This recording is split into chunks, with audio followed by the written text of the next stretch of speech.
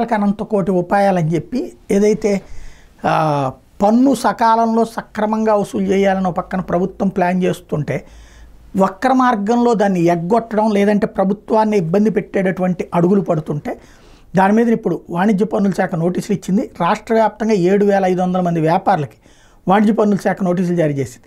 GST రిటర్న్లో పేర్కొన్న వివరాలు, వే బిల్లుల మధ్యన కోరుకున్నటువంటి ఇన్పుట్ ట్యాక్స్ క్రెడిట్కి ఆన్లైన్లో నమోదైన వివరాల మధ్య ఉన్న వ్యత్యాసాలు, వార్షిక రిటర్న్లకి నెలవారీగా రిటర్న్లకి మధ్యన ఉన్న వ్యత్యాసాల ఆధారంగా ఆటోమేటిక్ సిస్టమ్ జనరేటెడ్ విధానంలో నోటీసులు పంపించింది.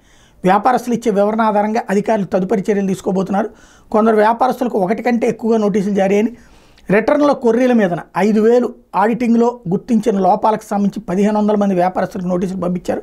సుమారు 1000 సంస్థల ప్రదేశాలని నేరుగా తనిఖీ చేయబోతున్నారు. ఎందుకంటే వాళ్ళు ఇన్పుట్ ట్యాక్స్ క్రెడిట్ అయితే చూపించారు, కానీ ఆ సంస్థ ఎక్కడుందో తెలియట్లేదు. ఆ తర్వాత ఆ సంస్థలు మూసేసినట్టుగా కూడా చూపించారు. అంటే ప్రభుత్వం నుంచి డబ్బులు తీసుకున్న సంస్థ మూసేశారు. రిజిస్ట్రేషన్ రద్దు చేసుకున్న సంస్థలు అనుమానిత వివరాల నమోదు వివిధ మార్గాల్లో వచ్చిన ఫిర్యాదుల ఆధారంగా తనిఖీలు చేయబోతున్నారు.